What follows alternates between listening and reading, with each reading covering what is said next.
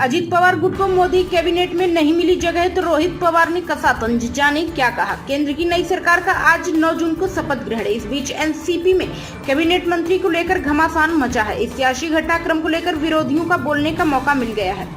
शरद पवार गुट की party NCP ने इस मामले को लेकर अजीत पवार और प्रफुल्ल पटेल पर तंज कसा। एनसीपी नेता रोहित पवार ने कहा कि बीजेपी साफ तौर पर यह संदेश देना चाहती है कि लोकसभा चुनाव में उनसे कोई फायदा नहीं हुआ। शरद पवार गुट के नेता रोहित पवार ने कहा, जो लोग अजीत पवार बीजेपी के साथ जाते हैं उनकी ताकत कम हो जाती है। बीजेपी ये संदेश देना चाहती है कि लोकसभा में उन्हें उससे कोई फायदा नहीं हुआ। इन सब में प्रफुल्ल पटेल को सबसे ज्यादा फायदा हुआ है। अजीत पवार के साथ सबसे चतुर व्यक्ति प्रफुल्ल पटेल है। बता दें कि शपथ ग्रहण समारोह में से पहले प्रधानमंत्री नरेंद्र मोदी के लोक कल्याण मार्ग स्थित आवास पर संभावित मंत्रियों के साथ रविवार 9 जून को बैठक हुई थी।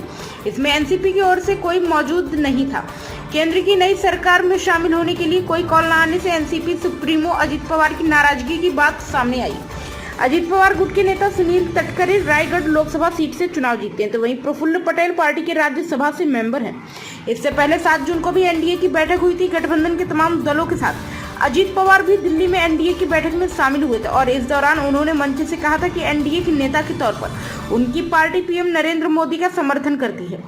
महाराष्ट्र लोकसभा चुनाव में महायुद्ध को कुल 17 सीटों पर जीत मिली है। बीजेपी को 9 सीटों पर जीत हासिल हुई है, तो सीएम एकनाथ शिंदे गुट को 7 सीटों पर जीत मिली। वहीं अजीत पवार गुट को कोई खास प्रदर्शन नहीं कर सका। एनसीपी को महज 1 सीट से ही संतोष करना पड़ा।